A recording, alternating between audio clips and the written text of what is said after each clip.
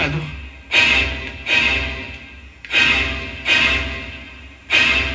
Corazon, kinakausap kita. Hindi ka nakakita ng multo. Si Sir ito. Masyado mo akong binigla eh. Hindi ko akalaing makikita kita dito sa ganitong lugar. Ako ang nabigla at nakita kita dito. Paano ka napunta dito? Dapat kong parusahan ang mga taong humiya sa akin at nagpahirap. Belia, medyo nagbago na ako at pinapayuhan kitang pag-isipan mong mabuti ito. Maikli lang ang buhay natin. At ang pinakamaganda ay magpatawad. Sana'y ganyan din ako mag-isip. Siguro pagdating ng panahon, darating din yan. Siguro, Sleva. Pero duda ako dyan. Pag-isipan mo pa rin. Belia, huwag mong sirain ang buhay mo ng dahil sa pag-iingat mo. Yan ang dahilan kung bakit gusto ko ang lalaki ito. Sana'y makumbisi niya si Marimar. Dahil araw-araw, lalo akong nag-aalala sa kanya. Saan ka galing? Papa, hindi pa rin nawawala ang sakit ng ulo ko mula kagabi. Nagpunta ako sa butika. At alam niyo ba kung sino nakita ko doon? Si Corazon.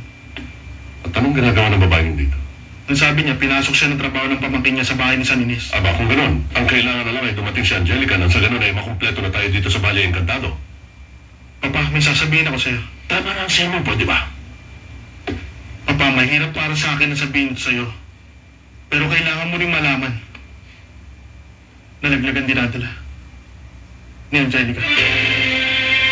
Tinanong ako ni Senyorito Sergio kung anong ginagawa ko dito. Isipin mo yon. At sinabi mo ba na kasama mo ako dito, Corazon? Hindi Maaaring ignorante ako pero hindi tanga. Kinabahan ako masyado at bigla akong naisip na sabihin sa kanya na nagtatrabaho ako sa bahay ng isang Senyor San Ines. Ay, maaaring magtanong si Sir at malalaman niya hindi totoo yun, Corazon. Palagay ko wala siyang malalaman, Tinanong niya sa akin ang telepono kung saan ako matatawagan. Sinabi ko sa kanya na hindi ko matandaan. At sabi niya sa akin, hindi niya mapupuntahan dahil sa pakikipagtalo niya dun sa lalaking sinabi mo sa nangyari sa party. Ay, talagang hindi dapat pumunta si Sir sa bahay na yun. Ay, Corazon, mas lalo ka nang hindi dapat makita ngayon. Hindi. Ayoko na makita niya ako ulit. Masyado na kasi kinakabahan ako. Hindi ka pwedeng lumabas ng bahay, kaya ni Pulgoso. Hindi kayo dapat makita ni Sergio, Corazon. Hindi niya dapat malaman na ako si Marimar.